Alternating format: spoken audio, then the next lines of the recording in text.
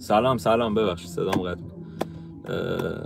سلام یاسین، آفرید انصاری، نوکرتم. سوگن جان سلام، یاسین جان سلام، علی جان سلام، خیلی مخلصیم. من میخوام داستان 11 رخو خیلی سریع بگم زیر یه رو که قطع کنم، بعد لایو خودمون استارت بزنیم. داستان از این قراره که همونی که ما دیده بودیم، رستم حمله میکنه و بیژن رو نجات میده تا اینجای کار، و خب از اون ور افراسیاب و برادرش کرسیورز خیلی یعنی خشمگینن از این قضیه و میخوان حمله کنن، چون میدونن که این داستان تمومی نداره و باید یه جوری تاوان این قضیه رو بدن. آفرید بفهم، نوکرتم.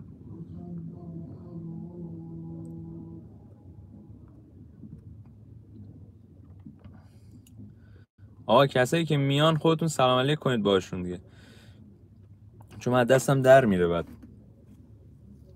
آره اینا میخوان لشکرکشی کنن و طبق معمول به چین و ماچین و روسیه کنونی و چین و قفقاز افراسیاب نامه میزنه که آقا لشکرتون رو برام بیارید، من میخوام به ایران حمله کنم دیگه، خسته شدیم بزنیم تمامش کنیم. اونور ایران هم کیخسرو هم از عربستان کنونی، عرب‌های کنونی و افغانستان و روم درخواست کمک میکنه که آقا شما لشکر بفرستید که آقا ما میخوایم بزنیم این رو تموم کنیم. این لشکرکشی ها به گوش یکدیگر به هم دیگه میرسه و باعث میشه که آقا یه جنگ خیلی بزرگی در راه باشه که بهش میگن جنگ 11 رخ یا 12 رخ یا جنگ پیران و گودرز. کیخسرو گودرز رو مأمور میکنه و طبق معمول میگه که گودرز تو باید بری، و عموش فرامرز رو مأمور میکنه که آقا تو سرلشکری، گودرز مأمور این چیزه و زیر دست گودرزی و باید به حرف گودرز گوش کنه. همه اینا اوکی ان. رستم هم میفرسته سمت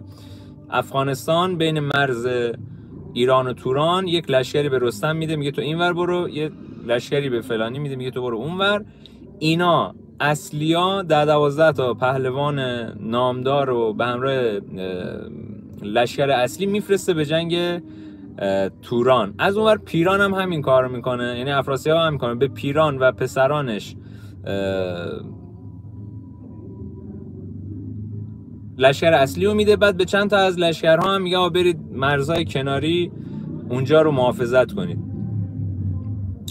اینا وقتی که میرسن به هم دیگه، لشکر ایران و لشکر توران، یک آرایش نظامی خیلی خفن میگیرن، هم تورانیان هم ایرانیان. یعنی یه جوری انگار منتظرن که اون اول شروع کنه، ایرانیان منتظرن که تورانیان اول شروع کنن، تورانی اول منتظرن که ایرانیان شروع کنن. حالا فرقش چیه؟ فرقش اینه که گودرز وقتی این لشکر رو چید و این آرایش نظامی رو انجام داد، به این فکر میکرد که اگه من حمله کنم اونا شکست بخورن، اونا میرن عقب و این آرایش نظامی ما به هم میخوره و امکان داره شبیخون بخوریم.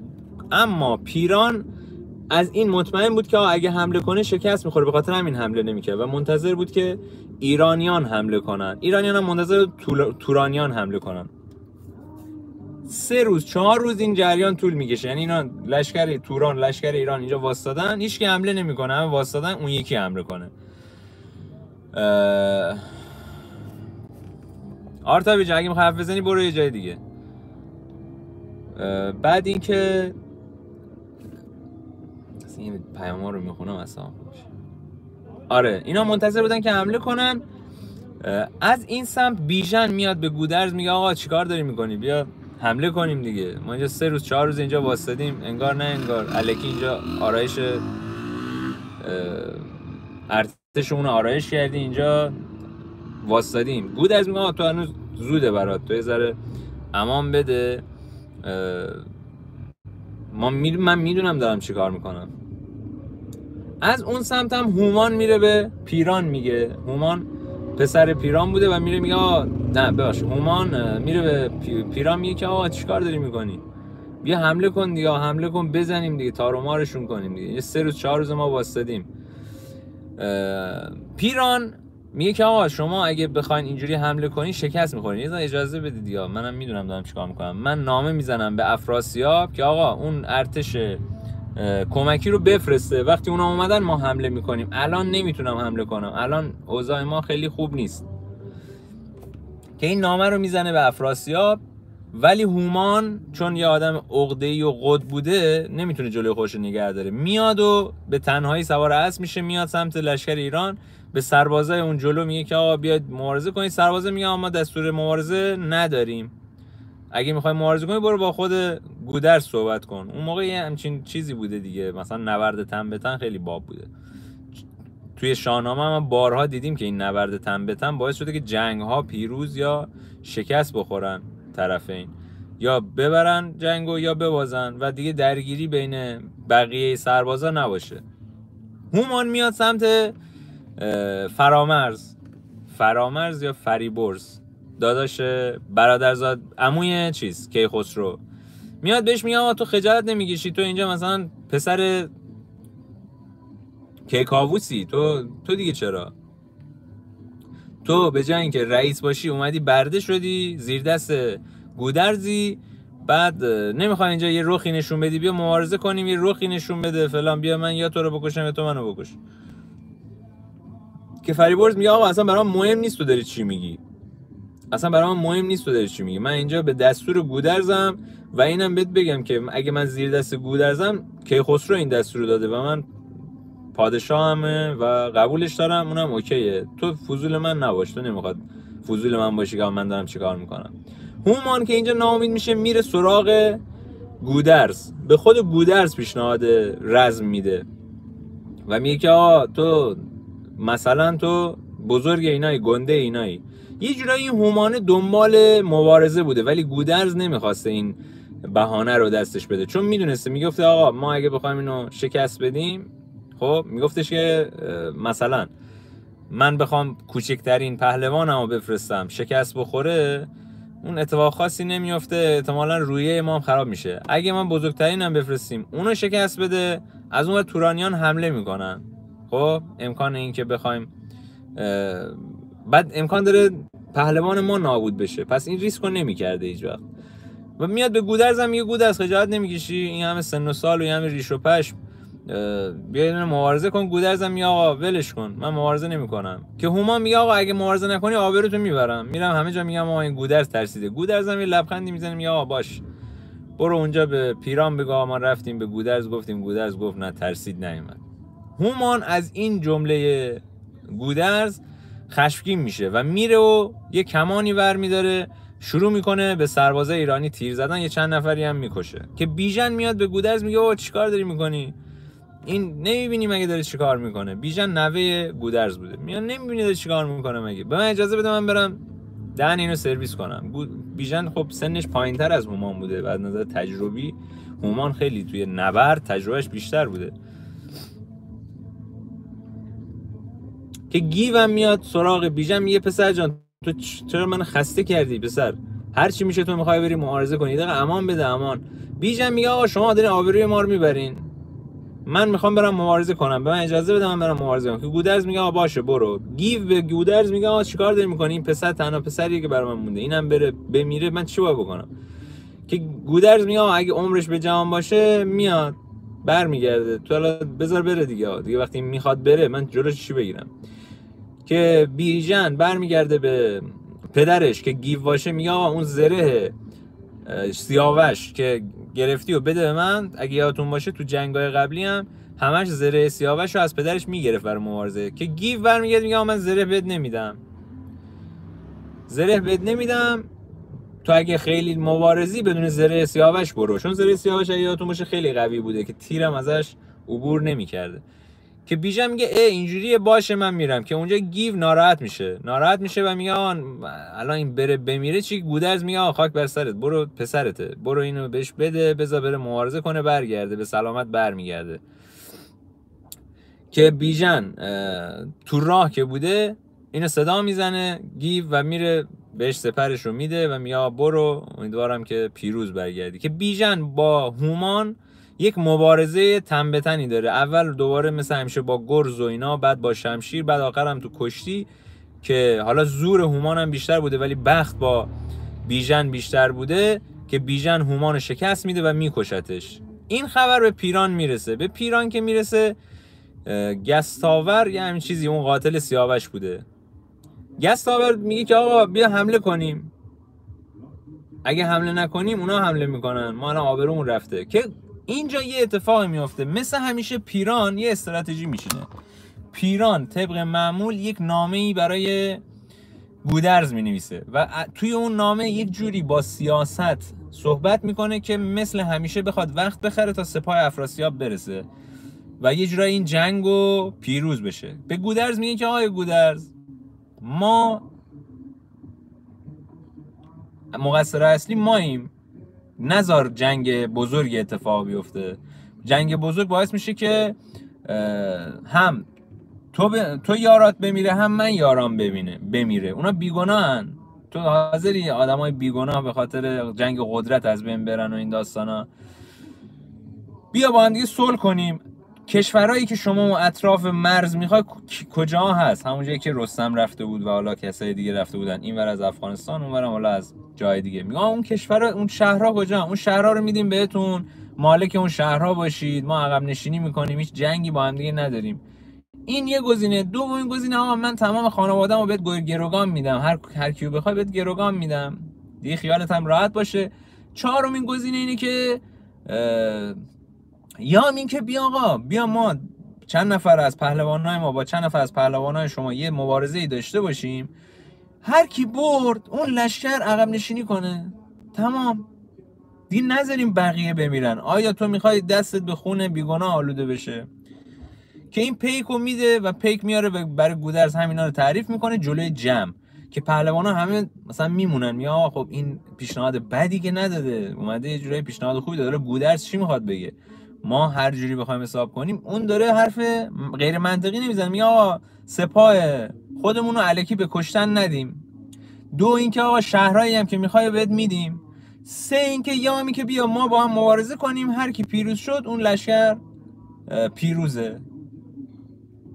گودرز بهش میگه که آقا پیک میگه یه چند روز اینجا بمون، من باید نامه رو پاسخشو بنویسم بهت بدم تو ببر. حالا پاسخ گودرز اینه که یک، آقای پیران، تو اون سری هم اومدی همین حرفو به من زدی، به من که نه، به سر دعوا داشتیم اینو گفتی آقا صبر کنید، فلان کنید، مبارزه نکنید، تو واسطی که لشکر افراسیاب بهت برسه. پس این اولین گزینه. دوم این که کدوم شهرها؟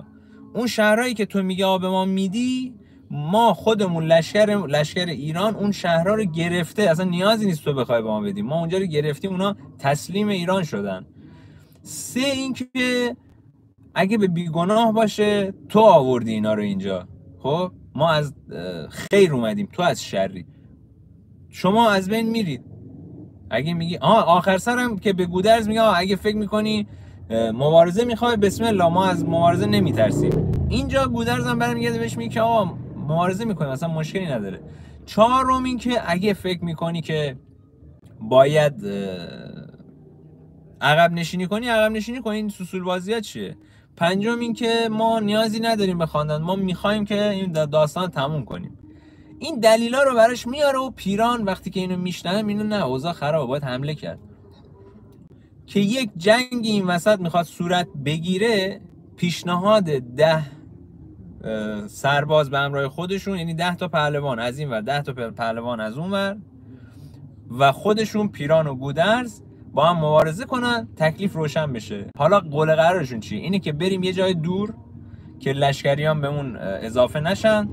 دو اینکه هر پهلوانی که اون یکی رو شکست داد سرشو میزنه، حالا هر کاری میکنه، پرچم خودشو میبره بالای اون کوه میزنه، عین مبارزات تکواندو اینا، که آقا اگه این برد میره اونور، اگه این برد میره اونور، هر کی تعدادش بیشتر بود برنده این مبارزه است. که اینا قبول میکنن و 10 نفر رو از طرف توران، 10 نفر رو از طرف ایران. یه دونه از این بنده خدا رو گودرز میگه تو اینجا بمون، اگه ما 10-11 تا شکست خوریم تو اینجا بتونی مدیریت کنی. اسمش چی بود؟ گستاوردی هم چیزی. بقیه‌شون میرن اونورم، تورانیان دارن میان. پیران به دو تا داداشاش میگه شما نیاین، من 10 نفر رو میبرم، احتمال اینکه ما به بازیم خیلی زیاده. اگه ما باختیم، ما رو کشتن، شما فرار کنید دیگه. از نسل ما، از نژاد ما فقط شما 2 نفر موندین. شما 2 نفر حتما فرار کنید، برید به افراسیاب بگید جریان چیه، با اون لشکرش یا حمله کنید یا از اون فرار کنید، شما شکست نخورید. که این ده مبارزه به این شکلی که بیژن میره مبارزه میکنه، پیروز میشه، سر حریفش رو میزنه، میره بالای کوه. دومی میره، گیو میره حمله میکنه، پیروز میشه. سوم میره پیروز میشه. چهارم میره پیروز میشه. پنجمی نمیکشه، قاتل سیاوش بوده، اسمش یادم نیست. قاتل سیاوش رو زنده نگه میداره، اسیرش میکنه و میبره بالای کوه تا به 11می میرسه. یعنی 10 تا مبارزه رو همه رو ایرانیا بردن و شکست دادن. آخری گودرز و پیرانه که گودرز و پیران وقتی دارن مبارزه میکنن گودرز و پیران دارن مبارزه میکنن، یه سری اتفاقات اینجا میفته. اون پیران داره رجز میخونه، گودرز هم رجز میخونه، میزنن به تیپ و تار هم که گودرز موفق میشه پیران رو شکست بده. میاد از خشم زیاد میخواد اینو جر و واجر بده، یادش میاد پیران یک آدم بزرگیه دیگه و لایق اینه که یک خاکسپاری باشکوه داشته باشه، اینقدر خار و خفیف نیاز نیست بشه. و جنازه‌ش اونجا میذاره و میاد به سمت لشکر. لشکریان ایرانیان وقتی میبینن خوشحال میشن، بانگ پیروزی میزنن. از اون ور گودرز به پسرش به نوهش میگه که آقا برو این جنازه اینو بیار، اصلا بهش دست نزن، همون رو خاک سپاری کنیم. پس پیران رو تورانیان خاک نکردن، ایرانیان براش یه مراسم بزرگ گرفتن، خاکش کردن و به خاک سپردنش. از اونور لشکر کیخسرو داره میاد، از این ورم این 2 تا داداشا وقتی میبینن پیران شکست خورده عقب نشینی میکنن به سمت افراسیاب. این خبر به گوش گودرز میرسه و به گودرز میگه 2 نفر از این لشکر فرار کردن، بقیه لشکری ها همه تسلیم شدن. اون 2 نفر کی بودن؟ گودرز حدس میزنه که داداشای پیران باشن. میگه که کی حاضره بره این 2 تا رو بگیره بکشه، که اگه برسن به افراسیاب این خبر بدن دوباره حمله میکنن. پس بذارید ما شبیخون بزنیم، اینا رو نابود کنیم که به افراسیاب نگن، ما بتونیم یه حمله درستایی بکنیم. اون گستاورد بود، چی بهتون گفتم اون نبرد، اون اومد گفتش آقا دیگه شما که رفتین افتخار آفرینی کردین، بذارین اینو من برم حداقل. و تنها هم میخواست بره که گودرز قبول میکنه، یا درود بر تو، خدایان با تو، برو. که گستاورد وقتی میره، بیژن رفیقش بوده دیگه، میاد بهش میگه که به گودرز میگه چرا این کاری کردی، اون تنها بره میمیره، تو نباید این کارو میکردی. که بیژن هم میگه من میرم دنبالش. حالا فکرشو بکنید، یه مسافت طولانی اون 2 تا داشته فرار کردن و گشنشون شده، اومدن استراحت بکنن. این گستاورده بهش میرسه، حالا اسمش من نمیدونم درست دارم میگم، این گستاورده بهش میرسه، به اون 2 نفر میرسه، توی یه مبارزه اون 2 نفر شکست میده، اما یه نفرشون یه زخم عمیقی بهش میزنه. این گستاورده ناامید اونجا افتاده و داره میمیره، دعا میکنه یا خدایا یه دونه از ایران برسن که جنازه من حداقل اینجا نباشه، جنازه منو ببره و بگه به همه که من چیکار کردم. که بیژن توی اون هول احوالی میرسه و گستاورد رو نجات میده، اون 2 تا هم سرشون رو میزنه، برمیگردونه سمت گودرز. کیخسرو میرسه و این داستان برد و نبردهای خیلی زیاد ایرانیان رو بهش تعریف میکنن و خیلی هم سپاسگزاری میکنه. قاتل سیاوش که گرفته بودنش، همون که گفتم زندمون تو اون 10 تا نبرد، اونو به شکل فجیح میکشن، یعنی بند اعضای بدنش رو بندش رو جدا میکنن، بعد گردنش رو میزنن. و یکی از خشن‌ترین صحنه‌ها و حالا اون روایت‌های شاهنامه توی همین قضیه است. و کیخسرو میگه که آقا سرنوشت افراسیاب هم همین خواهد بود و همینجوری که اینو کشتیم افراسیاب هم باید بکشیم. حالا اینجا قضیه نگه دارید بچه‌ها، من خیلی سریع تو 20 دقیقه اینو تعریف کردم. میخوام این نبردها تمام بشه، بعد بریم سراغ داستان‌های بهتر و عاشقانه‌تر و حالا هرچی. این نبرد تموم میشه و فردا میمونه نبرد کیخسرو با افراسیاب. اونم تعریف کنم که اینو سرتش رو هم بیاریم، بریم سراغ داستان بعدی که 100% خیلی بیشتر خوشتون میاد، مثل داستان بیژن، مثل داستان سیاوش، یه ذره حالا عشق عاشقی تره، یه ذره فان بیشتری داره. دمتون گرم، خیلی مخلصیم تا اینجا گوش دادید، امیدوارم لذت برده باشید. فردا ادامهش رو براتون تعریف میکنم. خیلی خلاصه کردم اینو، خیلی خلاصه کردم. مثلا بیژن که با هومان میخواد بره مبارزه کنه، وقتی هومان رو شکست میده زره هومان رو میپوشه برمیگرده که لشکر تورانیان نبینن اینو نزنن. میگم خیلی خلاصه کردم، سعی کردم سریع اینو سر هم بیارم چون اینجا فقط مبارزه بوده، توی این داستان فقط مبارزه است. دمتون گرم، خیلی مخلصیم. چند دقیقه دیگه لایو بعدی رو استارت میزنم.